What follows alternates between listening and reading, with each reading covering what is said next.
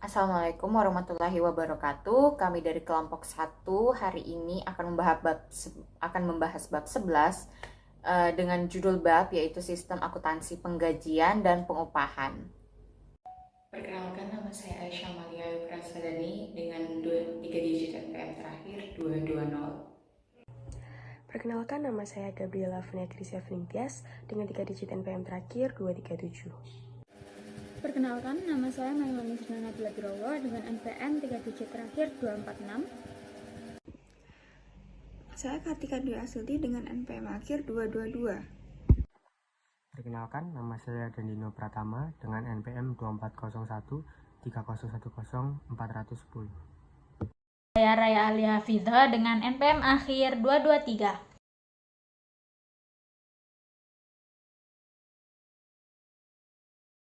Kita akan membahas mengenai deskripsi kegiatan. Jadi deskripsi kegiatan ini terbagi menjadi 3, yaitu fungsi kepegawaian yang bertugas untuk pengangkatan karyawan, penetapan jabatan, penetapan tarif gaji dan juga upah, promosi dan penurunan pangkat, serta penetapan tunjangan.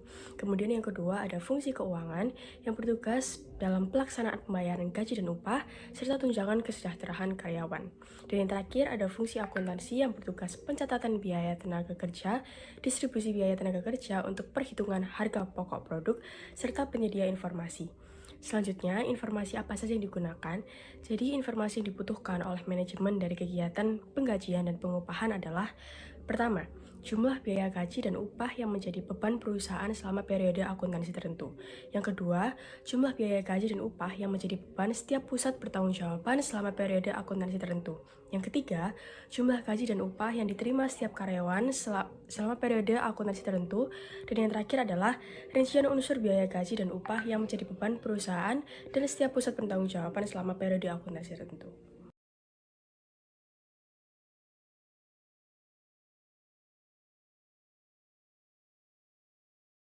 Selanjutnya adalah dokumen yang digunakan. Jadi ada 8 dokumen yang digunakan. Yang pertama, ada dokumen pendukung perubahan gaji dan juga upah. Lalu yang kedua, kartu jam hadir untuk mencatat jam hadir pekerja. Kemudian ada kartu jam kerja. Selanjutnya yang keempat, ada daftar gaji dan juga daftar upah. Yang kelima, ada rekap daftar gaji dan rekap daftar upah. Lalu yang keenam, ada surat pernyataan gaji dan upah. Lalu yang ketujuh, ada amplop gaji dan juga upah. Serta yang terakhir, yang kedelapan adalah bukti kas keluar. Untuk dari 8 dokumen ini saya sudah melampirkan beberapa contoh dari dokumen tersebut. Ada di slide ini dan juga ada di slide selanjutnya.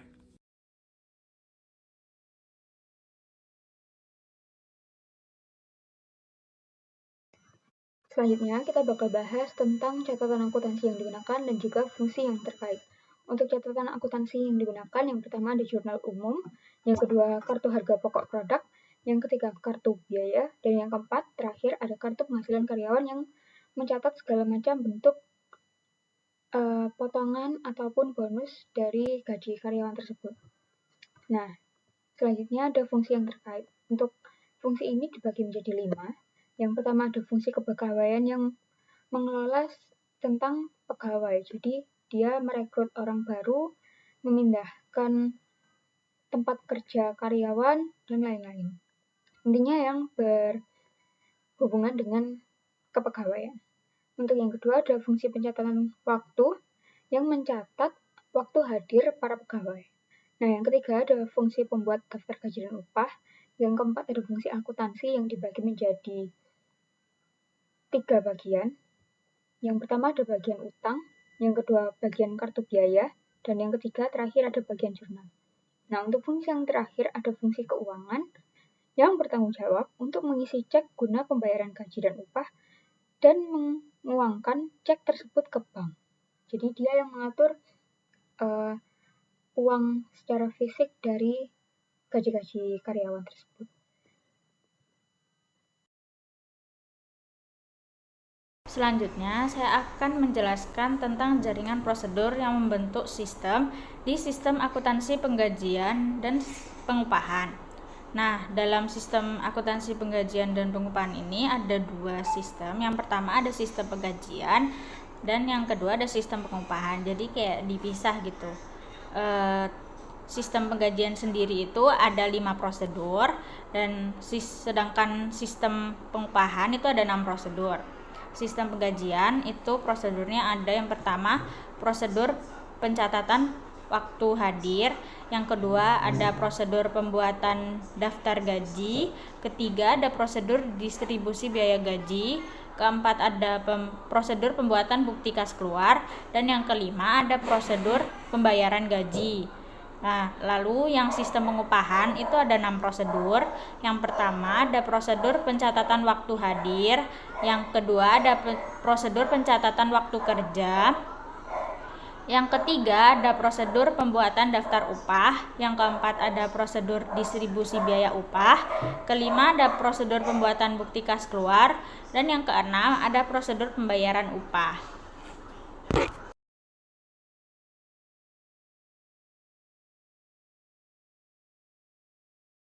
Saya akan menjelaskan tentang unsur pengendalian internal.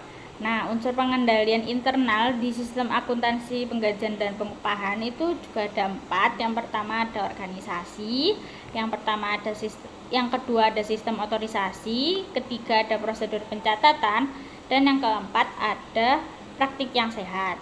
Saya akan langsung membahas tentang unsur yang pertama. Jadi unsur organisasi itu ada 2 macam. Yang pertama, fungsi pembuatan daftar gaji dan upah itu harus dipisahkan dari fungsi keuangan. Nah, dalam sistem akuntansi penggajian dan pengupahan, fungsi pembuat daftar gaji itu merupakan fungsi akuntansi yang bertanggung jawab atas penghitungan penghasilan setiap karyawan. Nah, fungsi keuangan itu merupakan fungsi penyimpanan yang dalam struktur organisasi berada di tangan pembayar gaji dan upah kasa. Nah, dengan dipisahkannya 2 fungsi tersebut, maka hasil penghitungan yang dilakukan pembuat daftar gaji dan upah itu dicek ketelitian dan keandalannya oleh fungsi keuangan sebelum dibayarkan kepada karyawan yang berhak. Kedua, ada fungsi pencatatan waktu hadir, itu harus dipisah dari fungsi operasi. Mengapa? Nah, waktu hadir itu kan merupakan data yang dijadikan dasar untuk penghitungan gaji dan upah setiap karyawan. Ketelitian dan keandalan waktu hadir itu akan sangat mempengaruhi ketelitian dan keandalan data gaji dan upah karyawan pula. Nah, kalau untuk menjamin ketelitian dan keandalannya, maka pencatatan waktu hadir itu tidak boleh digabungkan dengan fungsi operasi seperti fungsi produksi dan fungsi teknik.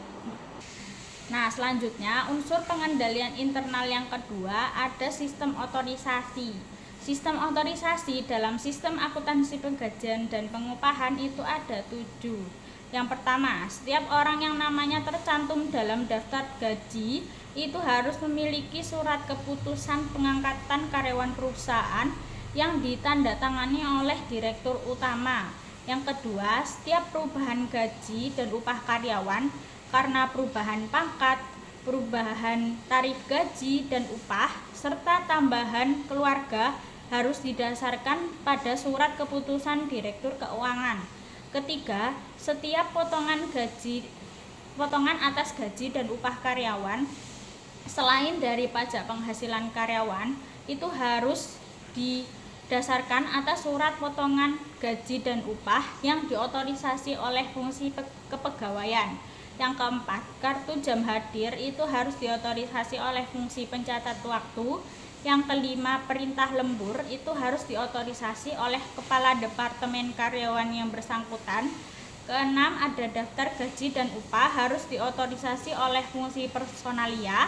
Yang ketujuh, bukti kas keluar untuk pembayaran gaji dan upah itu harus diotorisasi oleh fungsi akuntansi.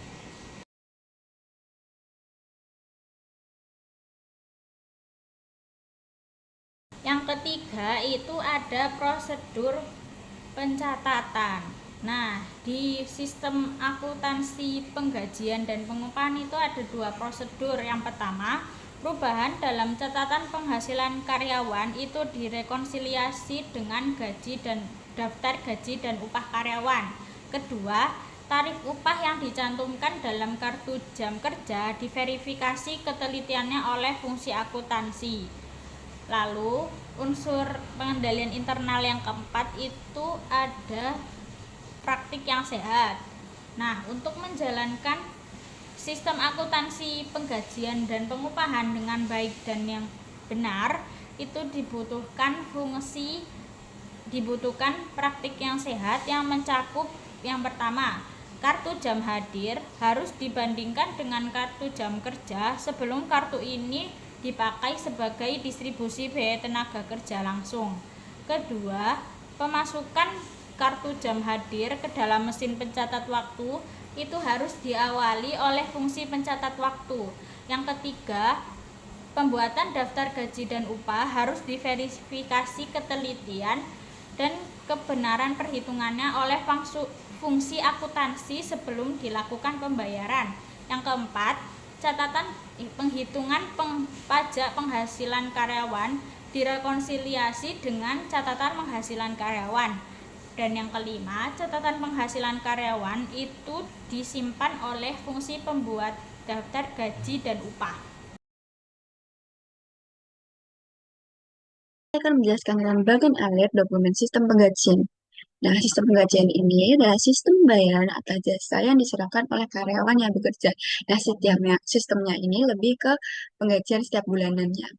Nah, dari PT ini ada bagian yang pertama bagian pencatatan waktu dari mulai sampai bagian gaji dan upah seperti yang ada di PT ini. Nah, untuk jurnal mencatat biaya gaji ini ada 4 tahapan. Yang tahap pertama yaitu gaji dan upah di sisi debit dan bukti kas keluar di sisi kredit. Nah, pada tahap pertama ini bagiannya adalah bagian utang.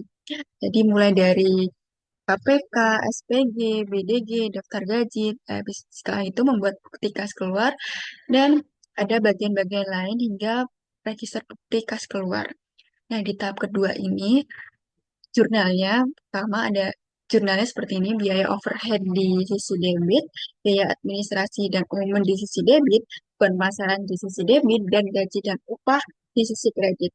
Nah, terlihat dari bagian ini ada di bagian gambar 11 10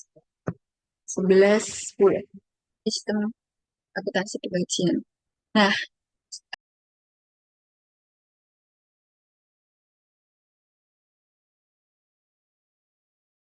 nah, ada tahap ketiga, ada bukti kas keluar yang akan dibayar di sisi debit dan kas di sisi kredit. Nah, pada tahap ketiga ini, pada bagiannya ada tahapannya hingga menjadi jurnal umum dan selesai. Nah, di tahap keempat ini, jurnalnya bagian kartu biaya mencatat biaya tenaga kerja ke dalam buku pembantu atau kartu biaya yang isi akunnya yaitu biaya overhead pabrik sesungguhnya, beban administrasi dan umum, serta beban pemasaran.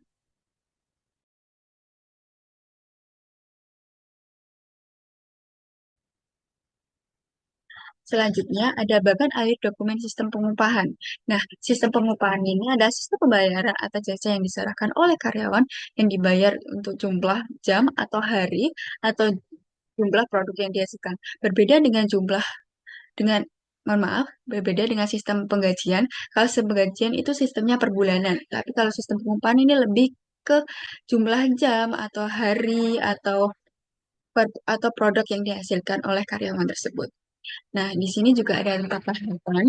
Yang pertama ada tahap pertama yaitu gaji dan upah di sisi debit dan bukti kas keluar yang akan dibayar di sisi kredit. Pada tahap yang kedua ada barang proses biaya dalam proses yaitu biaya tenaga kerja dalam debit, biaya overhead pabrik sesungguhnya dalam debit, beban administrasi dan umum dalam debit, dan beban pemasaran gaji dan upah dalam kredit. Nah, pada tahap ketiga ini ada juga bukti kas keluar yang akan dibayar di sisi debit dan bukti kas di sisi kredit. Nah, pada tahap keempat ini kartu harga pokok produk dan kartu biaya.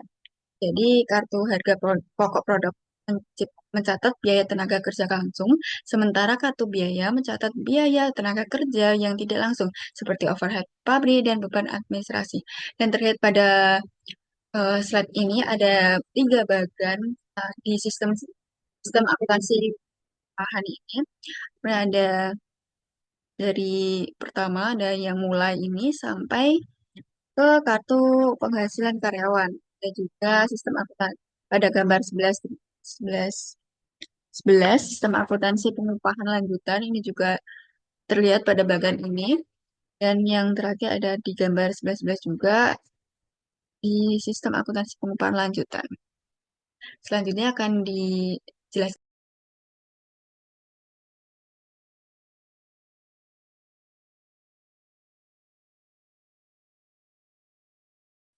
Oke, sekarang kita masuk ke sistem penggajian dan pengupahan dalam lingkungan pengolahan data elektronik.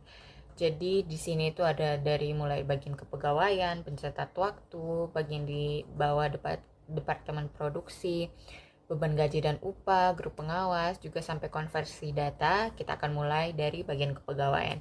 Jadi bagian kepegawaian ini memulai proses dengan membuat surat keputusan perubahan data karyawan. Hasilnya itu surat keputusan itu akan dikirim ke bagian penggajian dan upah. Lalu kedua itu ada badan pencatat waktu. Jadi badan pencatat waktu ini mencatat jam hadir karyawan. Hasilnya itu yaitu kartu jam hadir atau disingkat KJH. Lalu yang ketiga itu ada bagian di bawah departemen produksi yang akan mencatat jam kerja karyawan dan menghasilkan kartu jam kerja atau KJK. Lalu kita masuk ke bagian gaji dan upah. Jadi pertama itu bagian gaji dan upah akan menerima kartu jam hadir dan kartu jam kerja, kemudian membandingkan data kartu jam hadir dan kartu jam kerja dan membuat batch transfer form. Terus habis membuat batch transfer form ini, kartu jam hadir dan kartu jam kerja ini digunakan untuk menyusun daftar gaji dan upah dan akan menghasilkan output bertanda T besar, yaitu output dokumen akhir, dan proses ini diakhiri setelah pembuatan daftar gaji. Lalu kita lanjut ke bagian grup pengawas. Jadi grup pengawas ini akan menerima dokumen kartu jam kerja, kartu jam hadir, dan batch transfer form dan melakukan verifikasi dan pencatatan log batch totals, lalu menerima surat keputusan perubahan data karyawan dan menggabungkan seluruh dokumen seperti dokumen kartu jam kerja, kartu jam hadir, batch transfer form, surat keputusan, dan meneruskannya ke bagian berikutnya. Lalu kita ke bagian konversi data. Jadi konversi data ini akan menerima data dari menerima data kartu jam kerja, kartu jam hadir, dan batch transfer form, lalu menginput ke terminal, dan data-data itu tadi akan disimpan sebagai arsip transaksi gaji dan upah karyawan. Lalu bagian ini akan menerima surat keputusan dan menyimpannya dalam arsip perubahan data karyawan. Dan output dokumen yang dihasilkan dari proses pengawasan dan konversi data ini, yaitu yang pertama register cek, lalu register bukti kas keluar, surat pernyataan gaji dan upah, daftar gaji dan upah, lalu cek atau dokumen cek gaji gitu.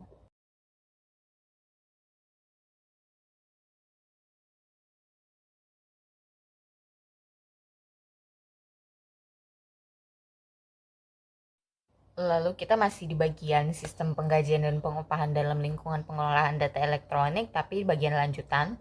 Nah, kita mulai dari input awal. Jadi arsip perubahan data karyawan pada nomor 8 dan arsip transaksi gaji upah pada nomor 9 akan menjadi input utama dalam bagian ini gitu. Terus habis itu akan dilakukan proses run 1 atau yang kita tahu sort and edit. Jadi di sini adalah proses penyortiran data dan pengeditan awal data transaksi. Lalu kedua ada validasi data. Jadi setelah disortir di run 1 tadi itu, data yang valid disimpan dalam arsip transaksi gaji dan upah karyawan yang valid. Dan data yang tidak valid ini dicatat dalam penyimpangan dan control totals. Lalu ke run 2 di mana ada proses print and updated. Jadi data valid itu digunakan untuk mencetak dan memperbarui berbagai arsip dari dokumen penting, lalu mengakses beberapa arsip pendukung seperti arsip induk karyawan, arsip induk biaya, arsip induk utang, arsip induk harga pokok produk, dan arsip induk penghasilan karyawan. Lalu kita ke output proses. Dari proses run 2 ini akan dihasilkan daftar gaji dan upah, surat pemberitahuan gaji dan upah, register bukti kas keluar, arsip induk piutang, arsip induk utang, arsip induk harga pokok produk yang updated, lalu arsip induk penghasilan karyawan yang updated, dan penyimpangan dan control totals yang diperbarui.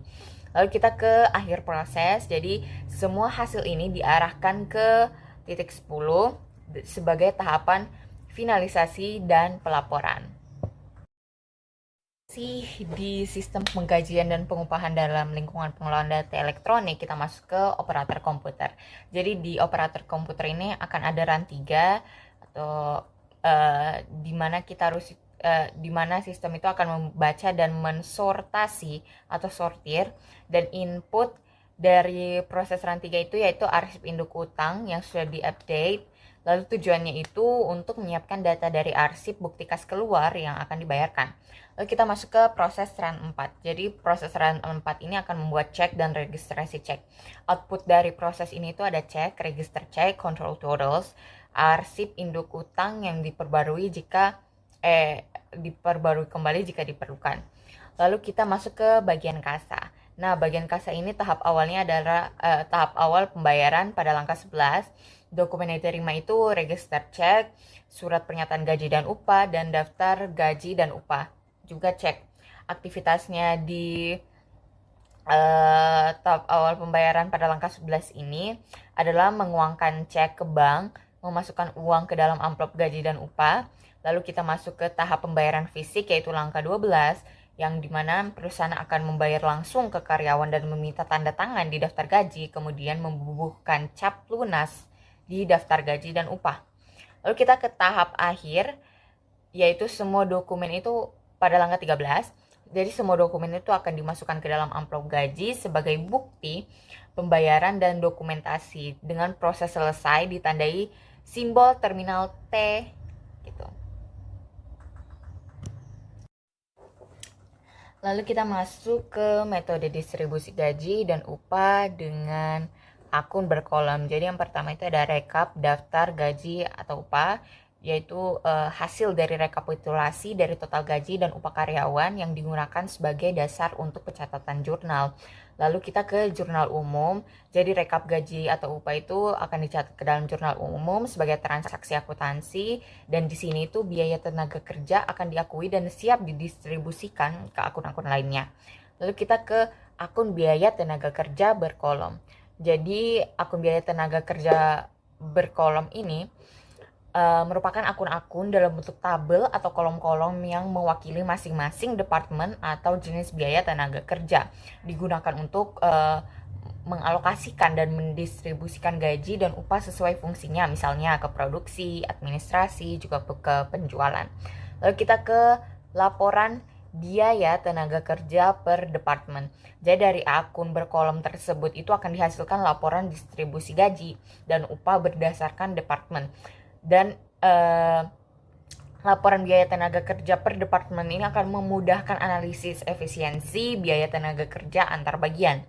Lalu kita masuk ke keterangan tambahan sih sebenarnya, yaitu akun berkolom sebagai alat distribusi gaji dan upah. Jadi akun berkolom ini akan berfungsi sebagai alat distribusi biaya yang akan memberikan visibilitas mengenai kemana saja biaya gaji dialokasikan gitu. Jadi kita masuk ke distribusi gaji dan upah, yaitu biaya tenaga kerja langsung dengan summary strip tiket tunggal. Jadi yang pertama itu ada kartu jam kerja. Jadi ini seperti yang kita tahu itu berisi catatan waktu kerja karyawan, terutama tenaga kerja langsung yang menunjukkan berapa lama mereka bekerja untuk setiap order produksi.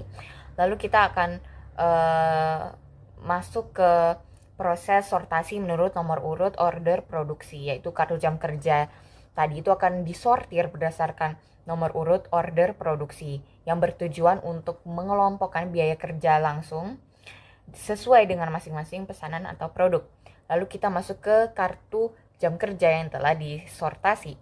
Setelah proses sortasi itu, kartu jam kerja akan digunakan untuk keperluan pencatatan akuntansi biaya. Lalu ke proses keempat, yaitu proses distribusi ke harga pokok produk. Jadi kartu jam kerja yang telah disortasi tadi itu dikirim secara periodik untuk memperbarui kartu harga pokok produk. Artinya, biaya tenaga kerja langsung ini dari jam kerja akan dimasukkan ke dalam total biaya produksi suatu produk. Lalu kita masuk ke bagian proses pengulangan atau looping. Terdapat simbol N besar gitu. Mungkin untuk pemeriksaan atau jumlah batch, dan sebelum kartu jam kerja dikembalikan untuk pengolahan ulang atau dokumentasi. Lalu tujuan utamanya ini sebenarnya agar biaya tenaga kerja langsung itu dicatat dan dialokasikan secara akurat ke masing-masing produk untuk mendapatkan perhitungan harga pokok produk yang tepat.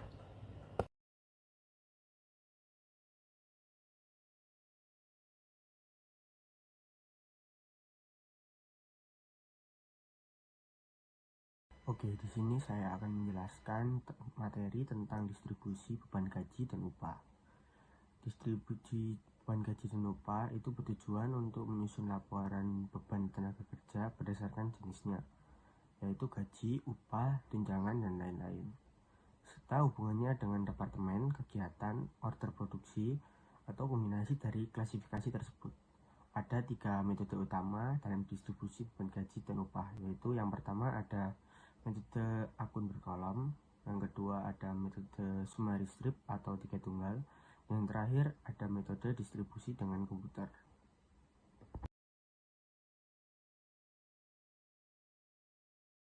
Selanjutnya, yang pertama terlebih dahulu saya akan menjelaskan tentang metode akun berkolom. Metode akun berkolom digunakan jika manajemen ingin laporan beban tenaga kerja berdasarkan jenis dan departemen. Dalam metode ini dibuat akun berkolom untuk tiap departemen dalam buku pembantu beban. Setiap akhir bulan, nilai rupiah dalam masing-masing kolom dijumlahkan dan digunakan untuk menyusun laporan beban tenaga kerja tiap departemen. Informasi utama yang digunakan sebagai dasar pencatatan dalam akun ini adalah rekap daftar gaji dan upah atau jurnal umum. Metode ini menghasilkan laporan yang rinci berdasarkan klasifikasi tenaga kerja dan departemen secara manual.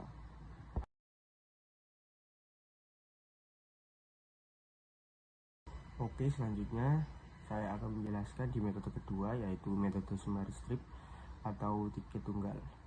Metode summary strip atau tiket tunggal ini digunakan untuk mendistribusikan beban upah langsung dengan membuat kartu jam kerja untuk setiap order produksi.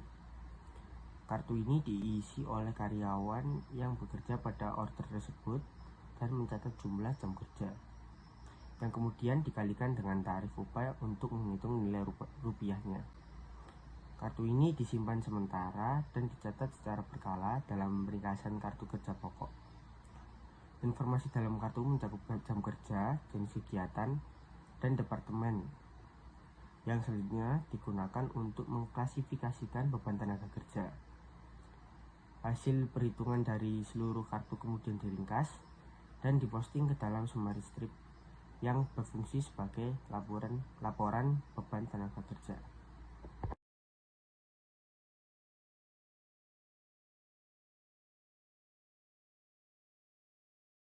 Selanjutnya, di metode yang ketiga atau yang terakhir, metode distribusi dengan komputer. Metode distribusi dengan komputer ini dilakukan berdasarkan transaksi penggajian dan pencatatan yang menggunakan sistem komputer. Metode ini lebih efisien karena data transaksi yang terjadi telah diklasifikasikan sesuai dengan jenis dan departemen melalui kode tertentu. Jika sistem ini telah terintegrasi, proses penghitungan dan pencatatan distribusi beban gaji dapat dilakukan otomatis oleh program, sehingga tidak diperlukan lagi kartu kerja manual. Beban gaji dan upah langsung dialokasikan ke bagian yang relevan sesuai transaksi yang terjadi, membuat proses ini cepat dan minim kesalahan.